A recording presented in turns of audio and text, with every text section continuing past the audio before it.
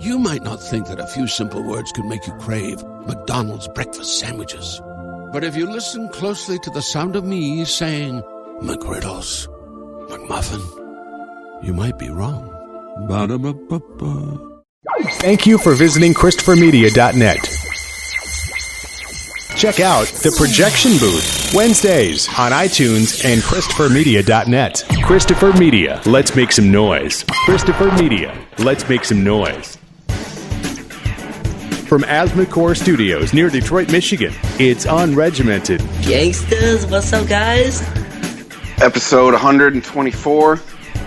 Piling up. Yeah. Chris. I'm Aaron. I'm Jay.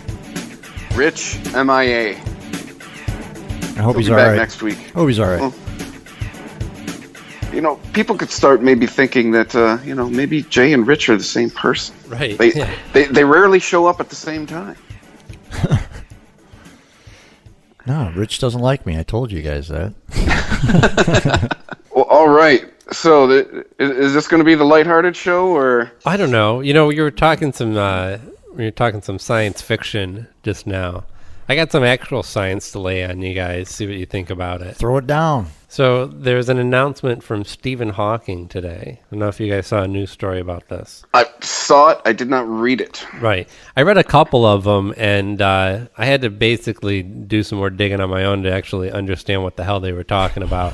Everyone seemed to have a different interpretation of what he was saying. But if you didn't read the announcement, black holes are a big thing that has puzzled, scientists for decades. Is it the news that you can escape a black hole? Is it that one? There's a possibility of escape. So here it is. So like the big paradox with black holes, this idea that something that has so much intense gravity that not even light can escape it, right? So when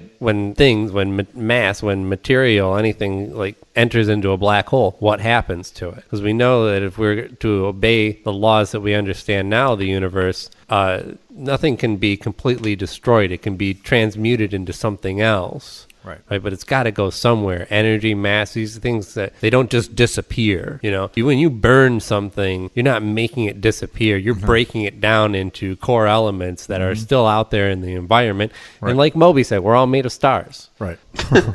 Right. We're all made of the stuff that of the Big Bang. All the raw ingredients were there, and they've always been there and always will be there. You can't just get rid of it. So what happens to this shit? When where does it go? It doesn't. Well, since what his theory is that in the event horizon, or what they describe as the kind of the visible part of the black hole, the very edge right before all the light is sucked in and you're not able to actually observe what's going on inside of it anymore. That event horizon, he believes, is where all the information is stored, right? And this is referred to as the information paradox. Now, information is a popular term to describe everything in the universe, basically. And it's difficult to explain, especially because I don't know enough about it. But I guess the easiest way I can break it down is that information is kind of a way to refer to everything in the universe, because we refer to like things having mass and having energy, but that doesn't necessarily describe everything in the universe and its importance. There's other things to consider: the amount of entropy in something,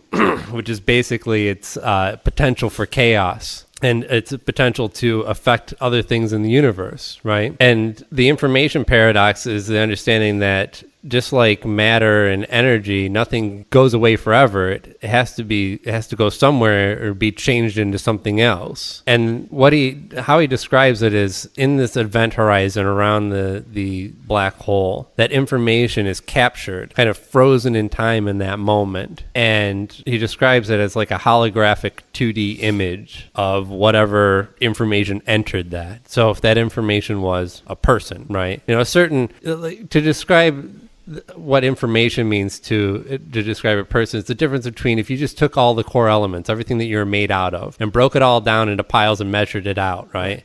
You'd have the same amount of matter, right? Mm-hmm. Nothing's going anywhere. It's just been broken down. But that doesn't have the same information as you as a person. You as a person makes up something greater than just the mass and the energy and the atoms and everything. It has the ability, first of all, to create its own information and affect the information around it, right? Affect its surroundings. So it has a greater potential for information, I guess.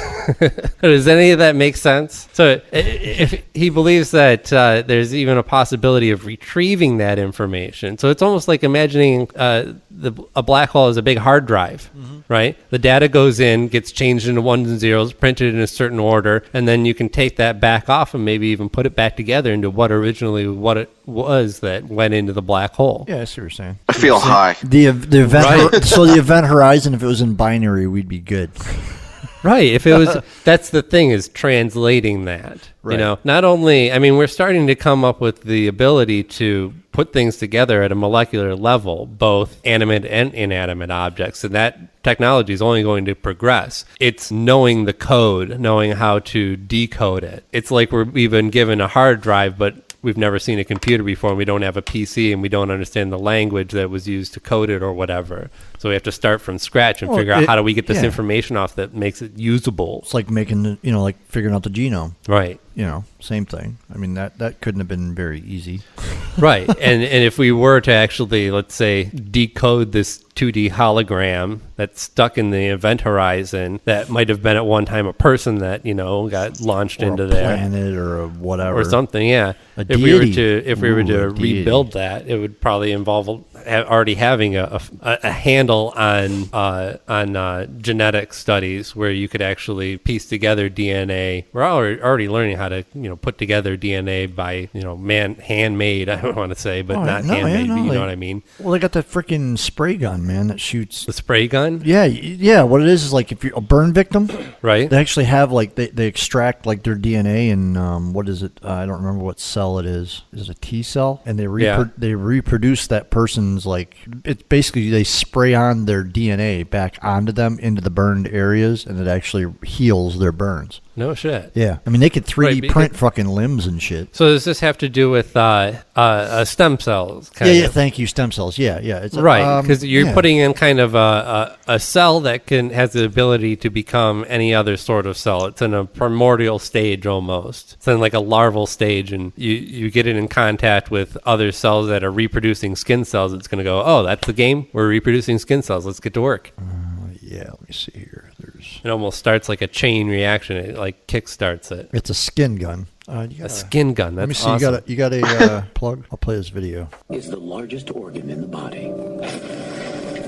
And when it's severely burned, it needs to be replaced quickly and massively. The skin's the largest techniques that organ. we have now, that takes weeks, months, sometimes. And the reason why people die is because of infections that develop while we're waiting for the skin to heal. How you doing pain-wise? Pretty good. Okay. So Showing a pretty graphic image of a burn. Healthy skin, as much of it as we want, within a week. That's the holy grail in burn surgery. George Gerlach thinks he's found a way, but he'll need a gun. We call it a skin cell gun. A device for the deposition of skin cells onto the wound. It looked like something. Looks like a hot glue gun. This is Matt Euro, state police officer from Pennsylvania.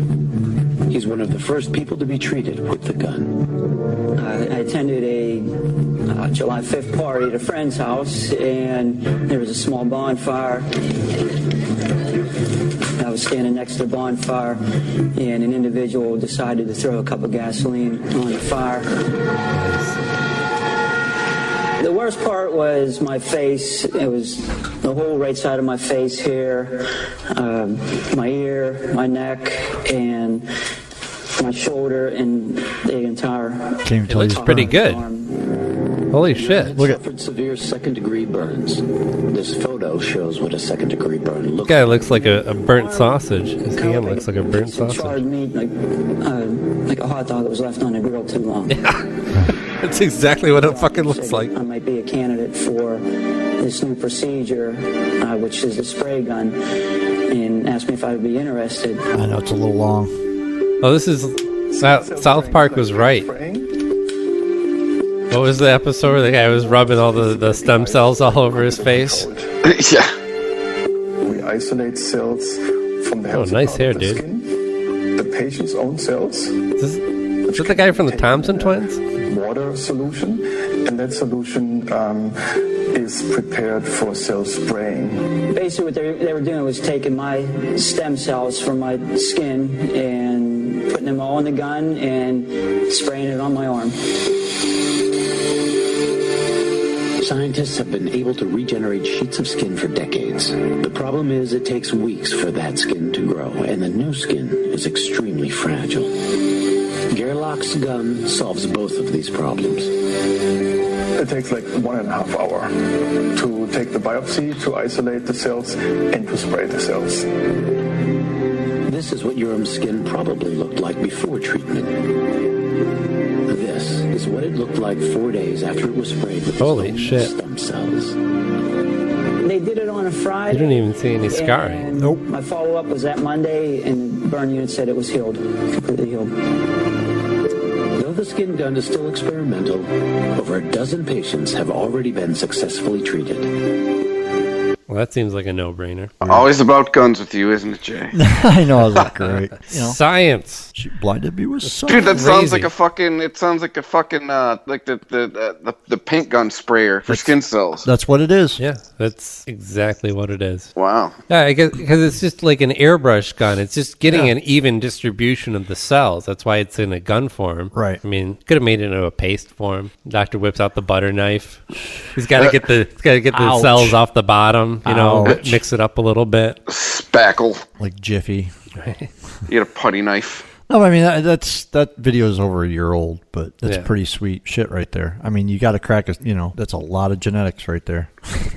Hey, man, it's science, man. It brought the cat back. Thank you for listening, liking, and sharing Unregimented on Facebook and following Unregimented on Twitter at UnregimentedPod. If you like Unregimented, please tell a friend to visit ChristopherMedia.net. You can subscribe to Unregimented on iTunes for free just by clicking through the iTunes banner at ChristopherMedia.net. You can also show your support for Unregimented when you buy something on iTunes just by clicking through the iTunes banner at ChristopherMedia.net. It won't cost you anything extra, and it shows your support for Unregimented. While you're on iTunes, please remember to write a review and rate Unregimented 5 stars. Just click on the iTunes banner at ChristopherMedia.net. Android users can listen to Unregimented for free at ChristopherMedia.net by clicking on the Stitcher radio player on our homepage. You can also listen to Unregimented for free at TuneIn.com or by downloading their free TuneIn radio app. Don't forget, you can always listen to Unregimented for free across any platform just by going to ChristopherMedia.net. Make sure to check out all of the podcasts on ChristopherMedia.net. Mondays and Fridays, you have Unregimented. Reach us at UnregimentedPod on Twitter. Tuesdays and Fridays, you have the Weedsman Podcast. Find those guys at the Weedsman420 on Twitter. Wednesday, you have the Projection Booth, projection-booth.com, or at ProBoothCast on Twitter. Saturday, you have the Captain's Table at Captain's Podcast on Twitter. You can also check out one of our new shows, well, new to us. It's the Ugly Club Podcast. It's another movie podcast, but these guys go with more of a theme each week rather than just one movie. You can check them out at Ugly Club Podcast on Twitter or uglyclubpodcast.com. If you like Unregimented and want to show your support for Unregimented, you can donate to Christopher Media by clicking through the PayPal button at ChristopherMedia.net. If you use Amazon.com, please click through the Amazon banner at ChristopherMedia.net and bookmark the link. It won't cost you anything extra, and when you buy something, you will show your support for Unregimented. If you're looking to launch your own website, please click through the HostGator banner at ChristopherMedia.net. That's who we use to host Unregimented. When you sign up for HostGator by clicking through the banner at ChristopherMedia.net, you are helping to support Unregimented. So today, I fell kind of victim to a social media. I don't know. I'll explain to you. My wife got this post shared from like a friend of a friend. She saw this post, and it was a freaking golden retriever. And like right now, I got a little dog, and I want a big dog. I don't necessarily want a second dog. But my wife shows me this picture, and I'm a sucker, man. Like, I want this fucking dog, right? This dog's up for adoption, looking for a good home with a big yard. Well, hey, ding ding, I got both of those. So yeah, Today's National Dog Day. is it? I don't know if you knew that. I didn't. So Anyway. I couldn't. You couldn't respond to this guy's post. Like, his profile was private, so I couldn't respond to it. I was kind of pissed. So I went a roundabout way and kind of tried to add him as a friend and sent him a message. Well, the message goes to his, I don't know, some other wacky box, the other box on Facebook, which I forget that's there. Oh, right. Yeah, that I don't check. Yeah. But no, so I just found out in the middle of Monday's show while we were recording it was the fact that because now it's, now it's Monday. I found out on Friday's show, because that was just like 10 minutes ago, that I'm sorry. It's okay. You ain't got to follow. Just do what you're doing. It's all right. Don't start snoring. Hey, don't wait. Come on. No, the dude took the post down, right? So hopefully the dog got a good home. But I was all excited because I was like, fuck yeah, I'm going to get a fucking golden retriever. No, I'm not. So I fell victim to something on Facebook that I've never fallen victim for before. Now I'm sad. Wait, I don't understand what you felt. Well, were you like to. dog trolled? Like, I'm not following you. Well, no, that's what I felt like, as I was like dog trolled, because it's like I made every effort possible and I got no response from the guy. Like, no, oh, okay, no, he found a new home or nothing. He just fucking deleted the post. It's like, motherfucker.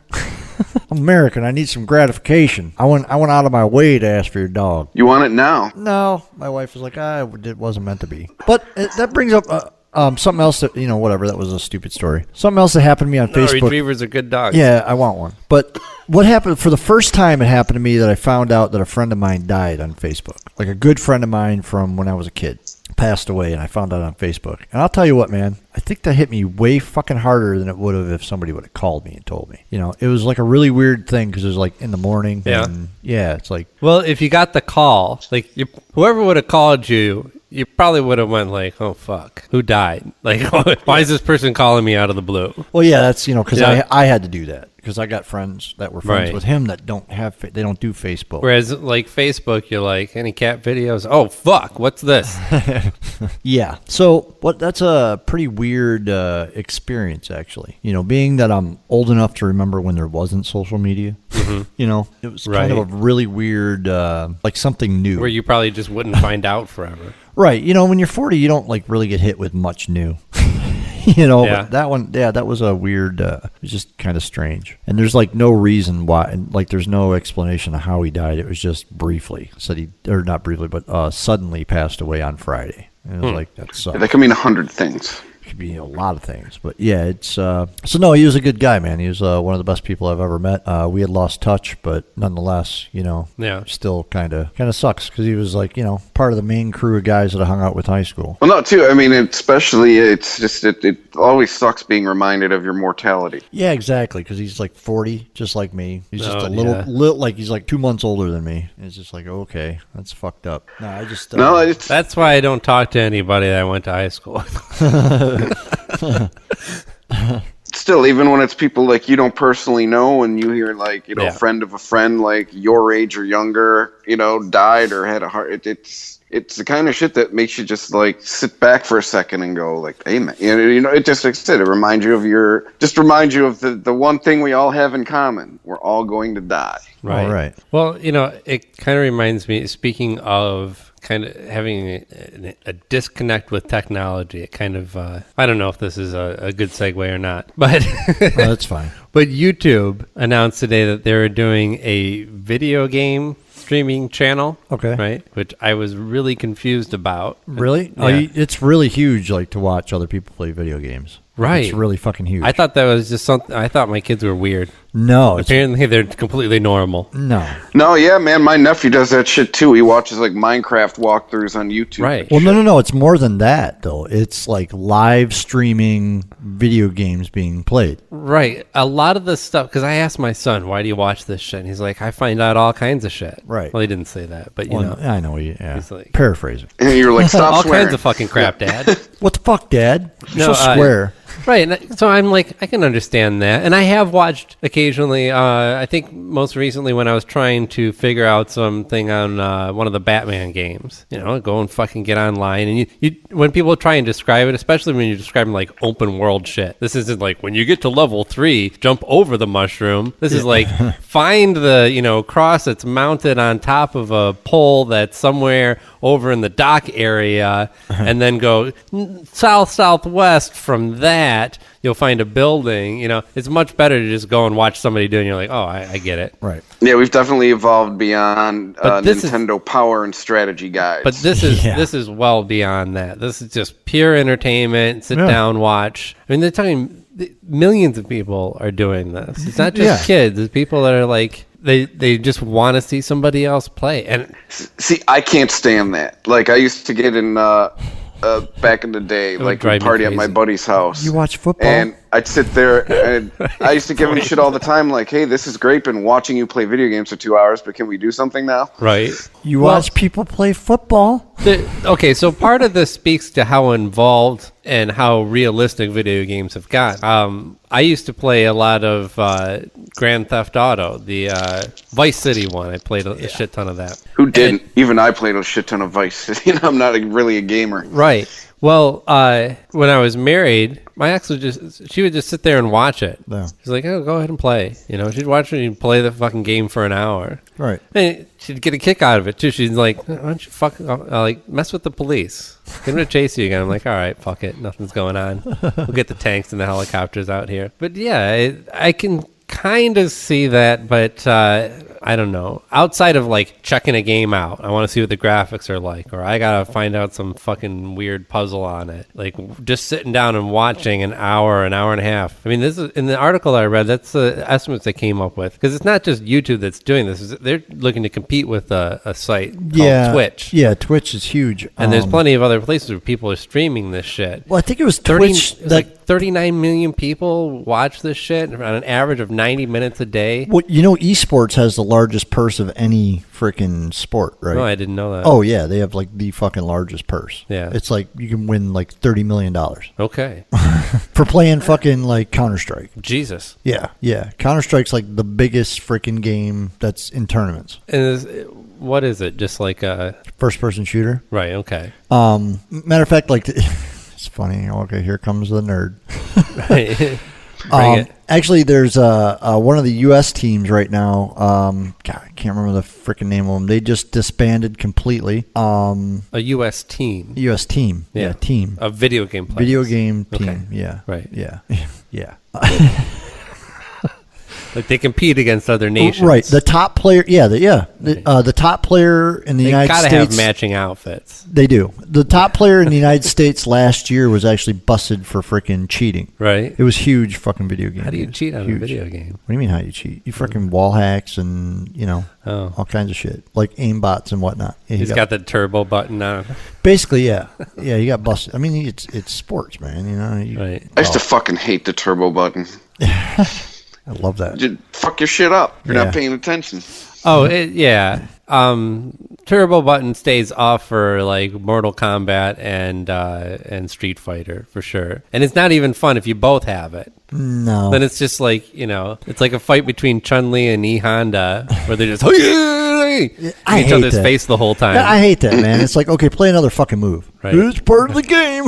It's like, okay, you're right. It's part of the game, motherfucker. Yeah, the person finds that one like 3-button combination that allows them to flip over you, sweep your leg, and then pound you. Yeah. And you can't figure out how to count it, so they just do it over and over and over again. It's like, that's boring. Come on. Like, really? This ain't a street fight. Right. That's why I like watching a lot of the competitors on BattleBots.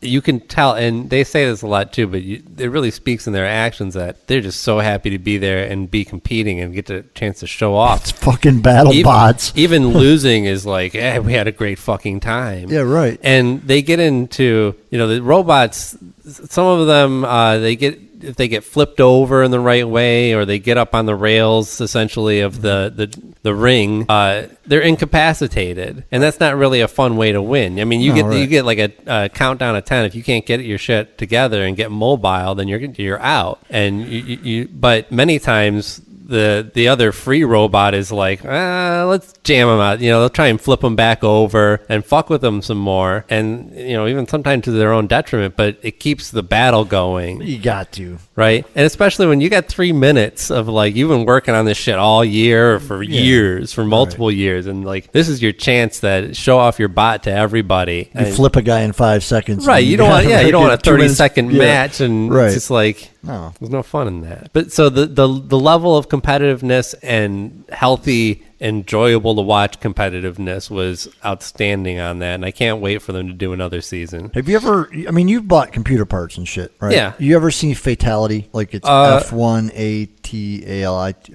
1TY or something like that? Sounds familiar. Yeah, I'm where sure would you I have have seen this? Video cards. Okay.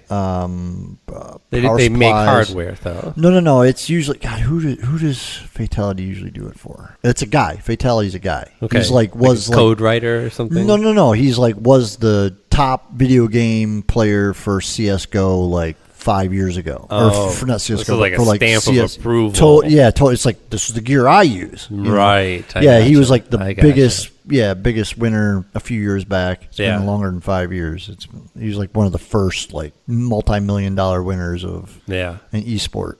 Insane. I've watched him play, dude. Holy fucking shit! It's so weird. Like the level of play that is, and the speed somebody's slamming keyboard and mouse. It's just fucking insane. But the amount of hours that guy puts into playing video games is even sicker, dude. It's sick. No, I mean it's like anything else. If you want to go at a pro level, you got to that's all you do and think and breathe and eat and sleep and shit, and that's it. Right. All the time. Well, Chris, what was it on Corolla's podcast recently where he made the example? He's like, if you're in the top 10 of whatever it is that you're into, you can make a living off of it. It's like if you're the top if you're the number one bass fisherman in the world, right? You can make a living off it. Doesn't mean anybody can be a bass fisherman. I think he was talking about the skeet shooter. Was it skeet? Yeah, it was. Yeah, the Willie T. Ribbs' son. Right. Guy's a world-class skeet shooter.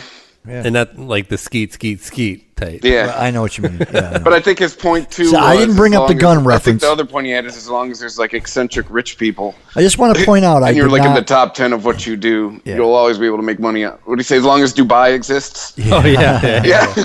Well, okay, so speaking of technology then, have you guys been following what's going on with SoundCloud? No. Hey, do you use SoundCloud at all, or do you visit? No. Not anymore. Yeah. Kind of become it is actually. I guess there's a lot of people who use it to find podcasts. There's a lot of podcast activity on SoundCloud, but there's certainly a lot of other things. Certainly a lot of music. People putting up their own music. I have my own. Go to Lick the Star on SoundCloud if you want to hear it. Plug. That's Lick the Star, by the way. Yeah, Lick the Star, all one word. But there's also a lot of like DJ mixes that are up there too, and a lot of material that's copyrighted, that's owned by major labels. So SoundCloud's actually been making deals with the labels. They've already made one with Warner for 5% of their revenue, and they're looking to. It looks like they're going to close a deal with Universal, and they're in talks to do a deal with Sony as well, which makes all three major labels, which was something that I also found kind of interesting. The audio version. That's right. YouTube. There's only three major labels left. Yeah. They've all been consolidated into three companies. Sick. Well, it's their fault for not. It's just like radio. It's your fault for not evolving. It's your fault for thinking this internet thing was a fad. Right. So in order to keep, because a lot of content is being pulled from SoundCloud that's owned by one of these labels, and so they're working out a deal where they can keep the content on there and the label gets paid. Still, the interesting thing though is that doesn't that kind of all fly in the face of what SoundCloud is about? What do you mean? Like it's just like YouTube. Free access to like music? Yeah. Well, isn't like the general, at least my impression of SoundCloud, it was supposed to be like a place where independence can thrive, where you can get your music out there without having to fucking kowtow to these three and so major labels. It's not so much like YouTube, and where YouTube is like, oh, I got the new whatever album, I'm going to encode it all and put it up on YouTube so other people can enjoy it. A lot of this is people putting up their own works. No, I understand. Music, podcasts. But no, what I'm saying is going to be like YouTube. Well, no, but the difference is, and a lot of this has to do with electronic music, because DJs are using these songs that are owned by various labels. Okay, they're putting them all into a DJ mix and using that to promote themselves as a DJ. I see. So you're saying it's giving them the paid right to use SoundCloud to use copyrighted material. It's at least getting money to it's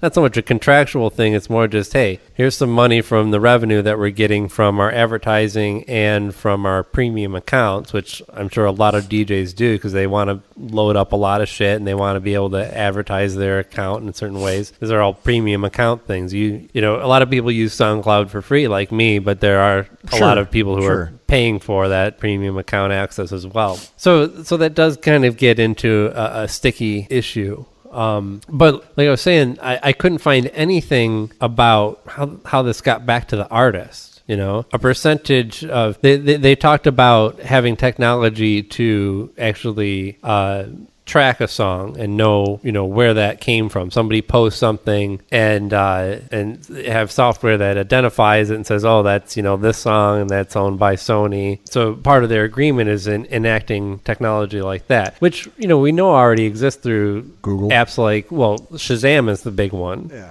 You use Shazam, you hold it up and you let it hear a little bit of a song and it'll usually tell you what that song is, and it works fast and it's pretty damn accurate. Google does the same thing. Right. Now, going back to DJ mixes, that is kind of different because when you layer two songs one on top of the other, you're not going to get a match for either one of those songs. Right. If you try and do a Shazam or similar type of technology for that. So it's not that cut and dry. But regardless, there's no talk of actually saying, hey, you're using this artist's material to promote yourself as a DJ or promote whatever it is, or just for the whatever the fuck reason. So we got to make sure they get a cut. It's the labels going, hey, we own the copyright to all that shit. We need a cut. How does that get disseminated amongst the artists whose work is involved? No word. Nope. I could find no evidence of anyone considering that. Shocking. Yeah. Right.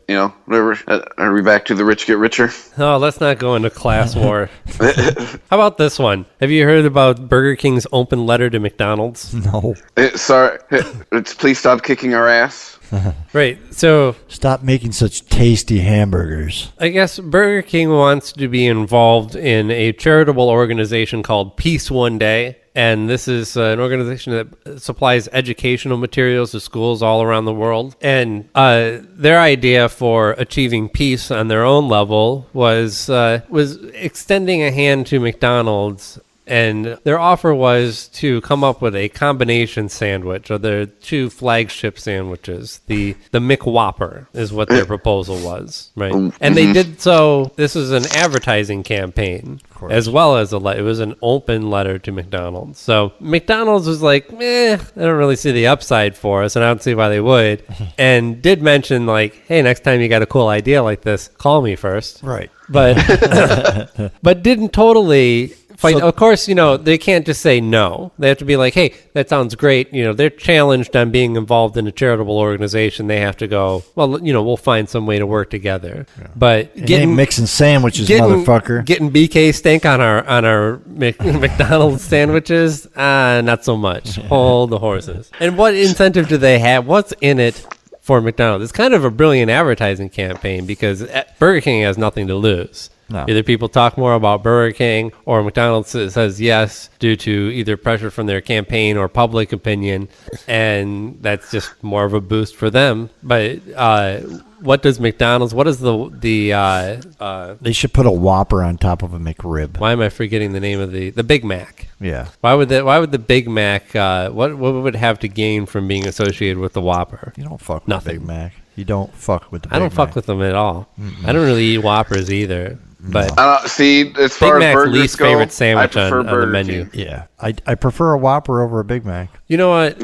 Burger King tastes more like a hamburger I've made at home. They're just two different kind of things. Like, once in a blue moon, I'll get a craving for McDonald's. Once in a blue moon, I'll get a craving for Burger King. Well, it's rarely like McDonald's has a nice peppery taste to their burger that I like, and it's a totally different experience. I don't like to smell the way I smell after a Whopper, even though I love a Whopper. Yeah. I do love a Whopper. I love to smell the way I smell after a Whopper. It smells delicious. You know what I've probably eaten more of than That's the problem. I want more. I've eaten less actual Whoppers and more what they call veggie Whoppers. Oh, yeah. Which is a Whopper with no patty.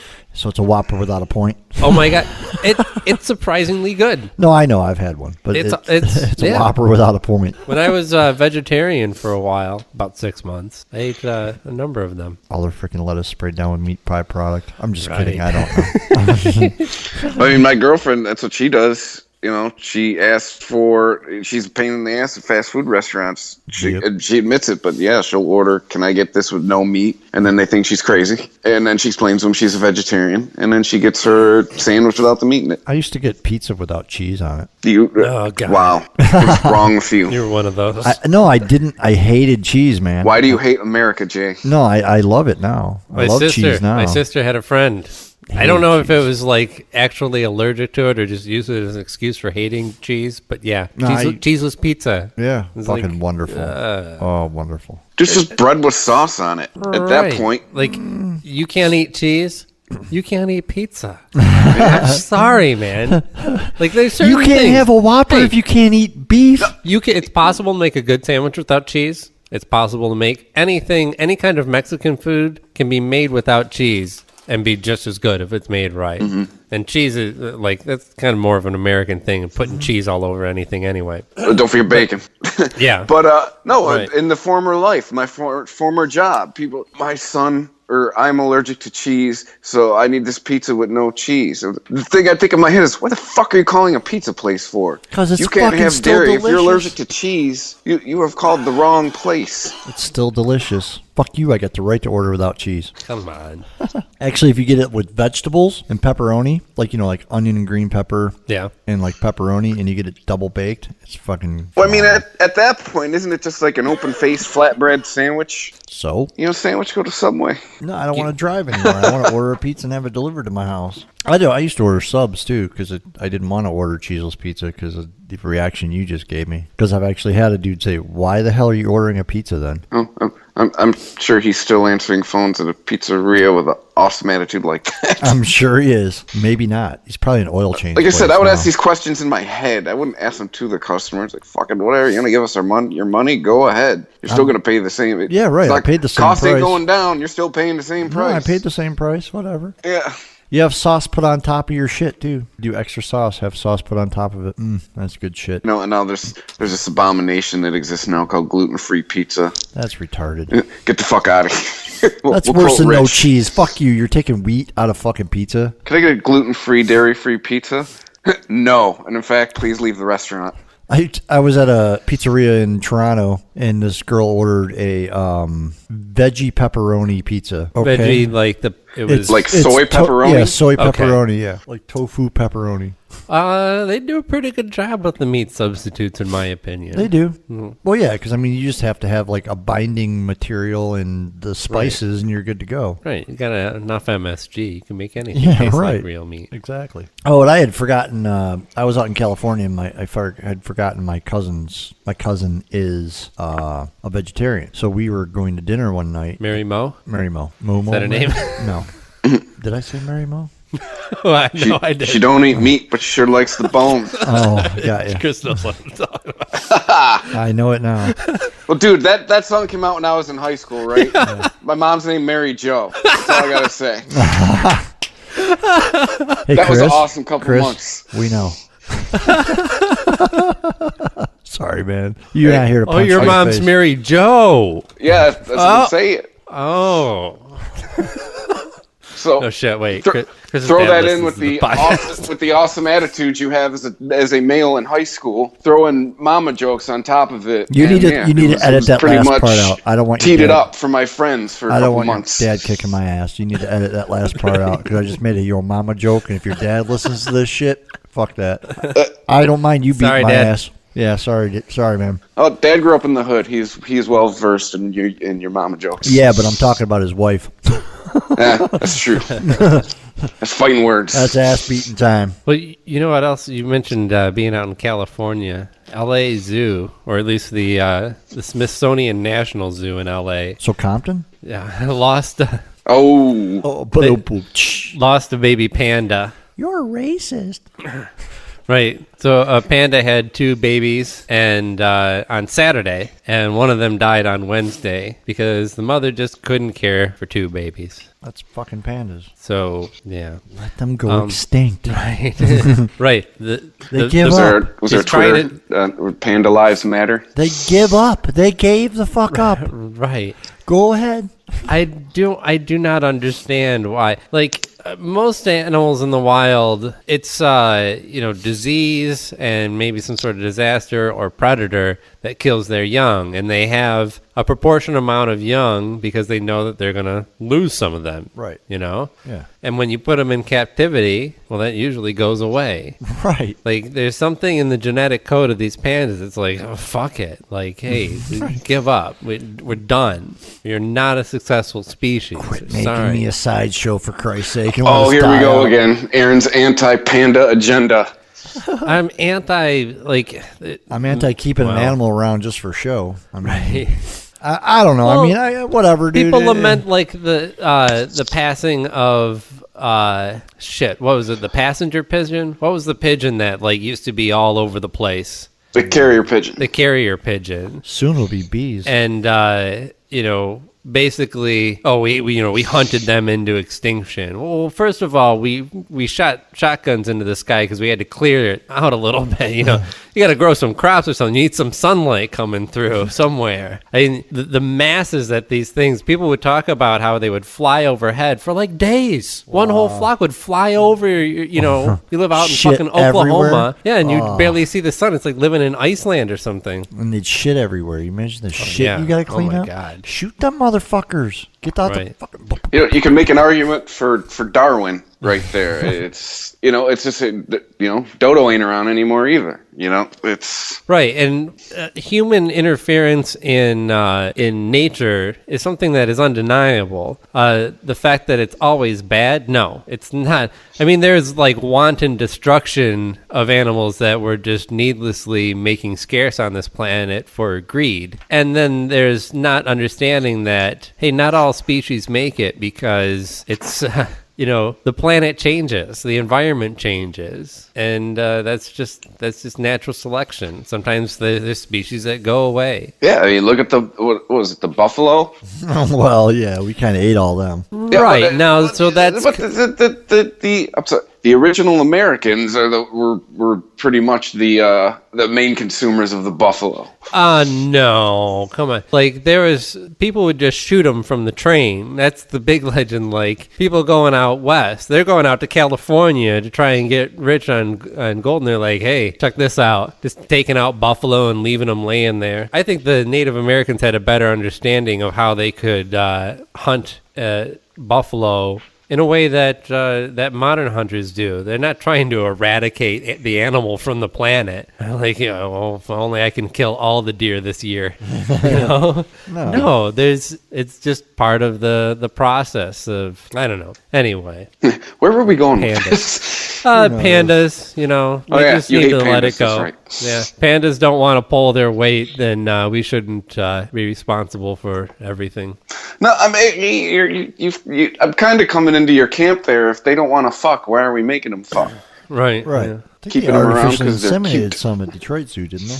Yeah. I guess the LA Zoo is the only one where they've successfully in the U.S. actually got pandas to breed in captivity. Hey, Aaron, you would appreciate, let's say you and Richard appreciate, well, maybe even Jay. The hotel I'm staying on, changing the subject here, it's on Lois Lane. Nice. Get out. So you're sleeping on Lois Lane tonight? Yeah. Nice. Does it just say Lois and then LN? No, it's called Lois Lane. It spells it out? Yeah, but there's no Kal-El Avenue. There's no fucking, So it's pretty much a clear nod to the Lois Lane from Superman. Yeah, but what I don't get is the rest of it, because it's in like a little comp. It's like kind of like maybe the layout's kind of akin to like maybe an industrial part. Like there's this hotel, there's another hotel, there's like a fucking ballroom. But none of the other streets have nods to Superman.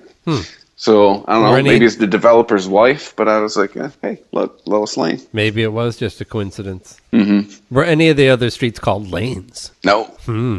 Maybe it wasn't. I am technically in Metropolis, right? Technically, yes. Aren't Metropolis and Gotham supposed to be New York? I think so. Yeah, that's whereas Marvel, actually, their thing was making everything happen in New York. And the city is kind of actually a big character, its own kind of character in the Marvel universe. Well, it's definitely full of characters, I'll tell you that one. Yeah. I'm getting New York fatigued. Amen, man. It might I just wonder if it's the heat. I don't know. It didn't seem this crazy in fucking January. Those buildings trap the heat. Or so I've heard. Yeah. I know what it's like in Chicago. I imagine it's worse in New York. I'm sick of the smell of hot fucking garbage. Yeah. I am so sick of that smell. I'm so glad to be home, and I smell carcinogens and water.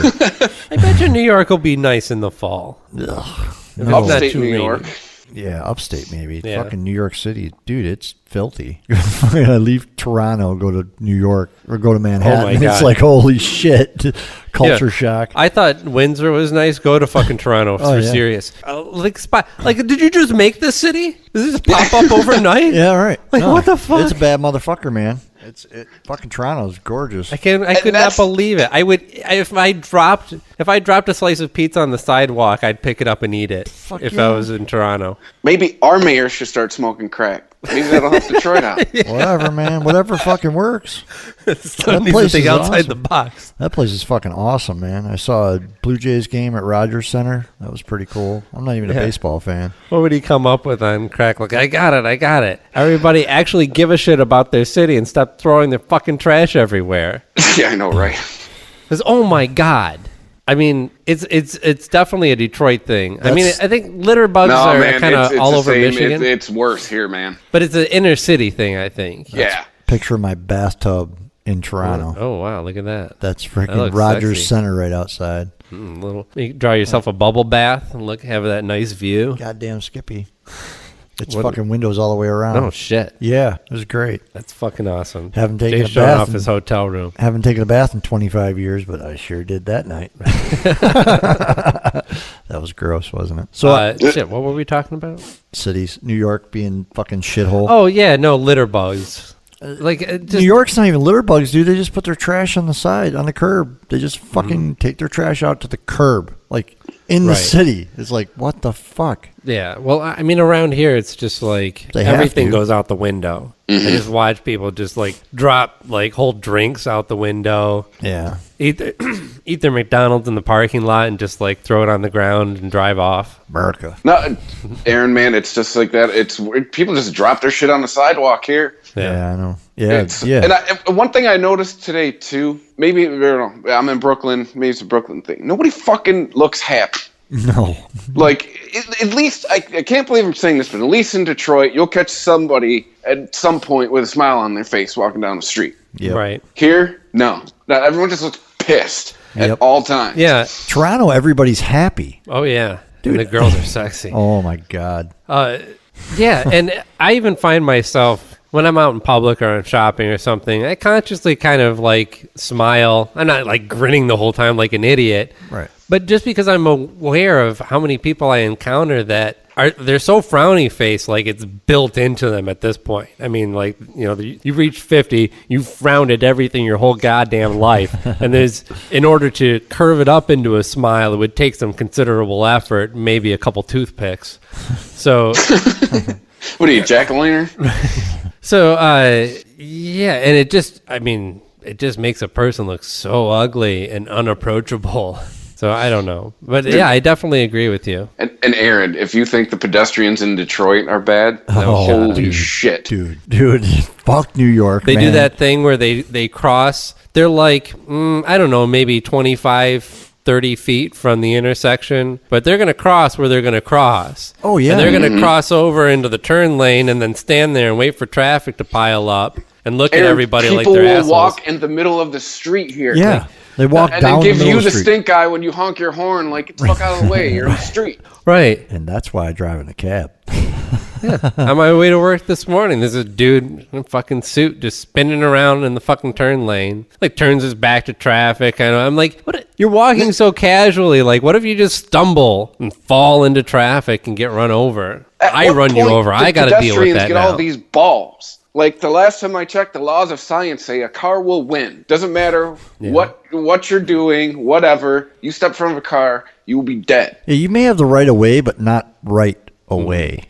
You don't have the right of way when physics comes into play. That's what I'm saying. And you know, another thing are the bike lanes. Now, I can understand in a city like New York, I'm sure you see a lot of bikers, and that's just an easy way to get around. Crazier than fuck. You hit a trigger dude, Dude, take it easy, Chris. But, just take a breath. Let me just get this out first, though. Yeah. Because around here in Michigan, all right, the bike lanes are starting to become more and more popular, and the bikers are taking over more of the road. And my thing is, I understand the law. I understand that we're supposed to defer to these bikers, let them have a lane. They're not supposed to be on the sidewalk. The sidewalk's for pedestrians. But They should obey all Where are laws. the fucking pedestrians? Nobody's using the fucking sidewalks in Michigan, and if they are, you encounter like one person every block. So if you go that, around them. It's fine. Yeah. Get the fuck.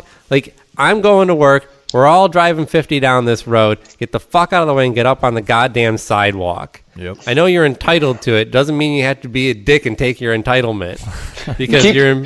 It's just, all you hear about out here is share the road, share the road, share the road. And I get it. It's probably a lot more economical, and you'll probably get where you're going a lot fucking quicker on a bike. I get that. It's a huge-ass city. There's bike lanes everywhere. But if you're going to ask me to share the road, said this before, you should have to obey the same fucking traffic laws I have to obey. It's called sharing the road. Stop at stoplights. You should stop at stop signs. Yep. You know,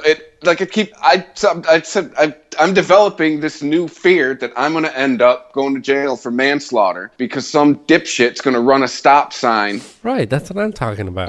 Because here, I mean, Jay, you know, there's street parking everywhere. Visibility's a little limited at most intersections. Yeah. You know, and I'm afraid when there's, you know, when I'm at an intersection where there isn't a light, that some fucking biker asshole is just going to come out of nowhere and I'm going to cream him. And that's it for me. I almost got hit by a biker walking in New York, man. The guy fucking didn't stop. He didn't stop for the red light. And I was at a crosswalk with a fucking walk sign going, and he fucking blasted right in front of me. So if you want us to share the road, you should too. All right. Or it should be share the road and Wild Wild West. You know, don't you guys remember? I had this thought the other day too. Yeah. Don't you remember in elementary school we were taught hand signals? Right. When you're riding your that's out the window here. Yeah, there's no such thing as hand signals there. Well, none here either. Another thing though. So in New York, you really don't have a lot. In the city, at least I imagine from what I've seen on TV, you don't really have side streets. You got alleys you can get down, but like... Oh, no, there's side streets. They're just fucking... They're as big as alleys because there's street parking on both sides of them. Right. Right. Well, okay, so, but my point is that you've got, like, around here, guys biking down Harper when they could just, like, go over a block and have this whole residential street to bike down the middle of and not have any problems. Right. Which is what I would always do. I stay the fuck off of Gratiot, Harper, Jefferson, any of those big streets. You ride the side streets. I have no reason to be any, even if it involves a little bit of zigzagging. But then you get those assholes. No, man, I have just as much right to be on this road as you. Right. There's entitled and you don't have practical. A motor. No, you don't. Right. But that's my opinion. There's guys with something to prove with their hobby, and there's others who just, don't mind taking a little bit of a detour in order to have a safer way to their destination and a more relaxing ride. What the fuck is the point of getting on the bike if you're not going to enjoy it? Instead of, like, who wants to ride with traffic? Fucking cars are noisy, stinky, belching out shit. You got to be your head's on a fucking swivel. You don't know what the fuck's going to come at you at 40 miles an hour. Why not go over to the side street? Enjoy a nice neighborhood. I'm sure you've experienced this here. Oh, no, wait, you don't drive. But sorry, but maybe even in a taxi. I've been behind somebody on a bike. Like, they're in the middle of the fucking road on their bike. Oh, yeah. I witnessed that. What are you, fucking stupid? I've been in a fucking taxi that had to do it. It pissed me the fuck off. I've got some dipshit on my commute the last few days that's riding like some sort of spree or some shit. And this thing, and that's more of a vehicle than a bike. It's at least got a motor. Right. I'm going down 14 mile. Most of it is 35, 40 miles an hour. But this guy can't be getting he's like doing 22. Like, get the fuck off this road. This is not for you. Nope, go around. That's the thing. Yeah, if you're on a bike, if you're on a bicycle, and you can go 35 miles an hour, which I don't think is physically possible. No. Not without the Copenhagen wheel. Then that road's not for you. You're right, Chris. You should obey the same laws, which involve the minimum speed. If I'm driving my car at 11 miles an hour down the road, at a 35 mile an hour zone, a cop's going to pull me over and go, what the fuck are you doing? Yeah, you should go no less than 25 in a 35. Right. There are minimums as well. I get it. Some people do that. If you can't bike within the minimum speed limit as well, get the fuck off onto a road where you can, or it's not an issue.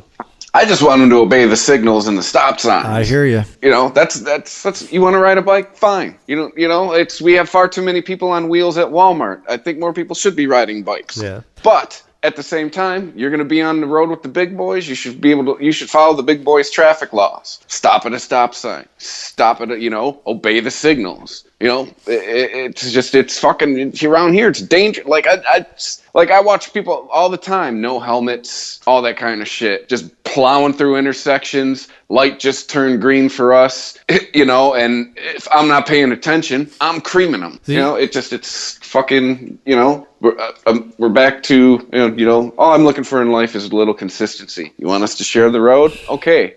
We all have to share the road, because right now it just comes across as yield to the bicyclist. Hey, women's rights? All right, pay for dinner for once in a while. Yeah, buy me a drink. But you guys know what the Copenhagen wheel is, by the way? I had to look it up to confirm I was referring to it correctly. But this is something that I've been reading about that's been in development for a while, but they seem to have found a way to practically mass produce it. And it's something you can add to any existing bike. Now, what it looks like is a big-ass Frisbee, like actually two Frisbees if you sandwiched them together into a little pod and stuck it in the spokes of your bike so that it was central in there, and then that was mounted back onto your bike. But what's inside of that is a battery and a motor that assists the wheel and a little computer chip with a Wi-Fi connection that you can connect to an app, right? So this is able to read your pedaling behavior and be assistive in a way that's not going to be like jarring, where the pedal is all of a sudden taking over or moving your feet. It's moving with you and assisting you and allowing you to, basically in the demonstrations, people were going uphill and not breaking a sweat and being able to bike for longer without getting fatigued. And it essentially, it operates the same way that I understand my car does. Its hybrid engine has a battery-driven motor that assists the gasoline-powered engine in a balanced way that doesn't involve one or the other taking over. They work in harmony and tandem that way. Kind of interesting technology. Oh, science. A lot of science in this episode. Yeah, I know. No, it's good. I'm done. But what are you bother learning things for? We need to learn things anymore. We have Google. Yep, I think we're petering out just in time anyway here. You're right. Yes. Sorry, I'm out. Yeah, I'm done. Yep. All right, guys. Well, Rich hopefully returns next week. I'm going to guess he had to work. I don't know. We'll see. But thanks, everybody, for listening. Thanks for following us on Twitter at Unregimented Pod. Tell all of your friends. All of them. Every single one of them. I want a written fucking report of everyone you told next week. Or just a little bit of feedback. That's always appreciated. Yeah. Reviews are starting to show up on the iTunes. So that's good. Means people are listening. Means you like it. The reviews mean a lot. Keep them coming. Real simple. Even if you're just giving us 5 stars. How many stars did we determine? 5. Did we get 6? Did you ask? We're going to lobby for iTunes the 6-star rating. Did you ask them yet? Do you want me to send the email? Yeah. Find out if we can get an extra star. Yeah. Now 7's just pushing it. Well, it's not so much that we necessarily would get a higher rating from that. It's just that if somebody wanted to rate our podcast better than any other podcast currently on the internet, who are we? We would have that option. We just don't want to put a cap on it. Since we have constraints of iTunes, you're gonna have to. iTunes is holding us back. Come on. Yeah. Everyone's got 4.5 or 5 stars. Don't silence our listeners, iTunes. Hook us up, guys. This podcast goes to 11. Yeah, damn right. Can't they click somewhere and give us money too? There's a place they give us money. Amazon link on the website. That always helps. That's if you buy things on Amazon. I heard that goes on. Just think. It's no extra money. We get a little piece. You could be the very first one. If you want to just straight up give us money, there's the PayPal button. You could be the very first one to give us money. Doesn't have to be much. Just give us $1, a penny. Pay your seed to our podcast. But on that note, well, see, you got to have a little seed money. So you're ruining the illusion here. So like say you're a busker or something, you throw a $1 and some of your own change in there to get it going and make it look like people are. Now, on radio, there's no visual presence here. You don't have to show them the money, but we can just say, hey, our listeners, we can pretend like there's already a little bit there. Somebody could be the first, though. Right, that's true. Somebody could be the first, and that would be just give us a penny. We have technically received like a money bad already tip through the Amazon link. That's right. We have. It's the direct PayPal donation. Yeah, that's what the big money is. You just giving us your money. Yeah, that'd be bonus. Well, thanks for listening, guys, and we will see you on Friday. Thank you.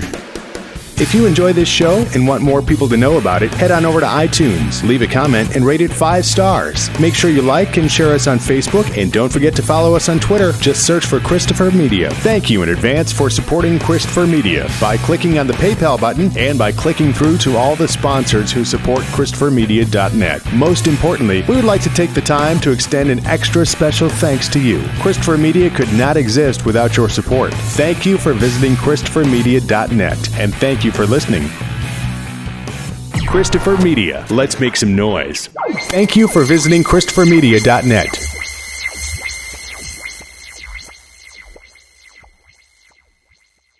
The sweet aromas of the apple fritter, cinnamon roll, and blueberry muffin are hard to resist. So making it home without reaching in your McDonald's bag is no easy task. But nothing worth doing is easy. Ba-da-ba-ba-ba. At participating McDonald's. It's clearance season at Target. Save up to 70% off thousands of amazing finds like sweaters, sleepwear, outerwear, and shoes for the entire family. So shop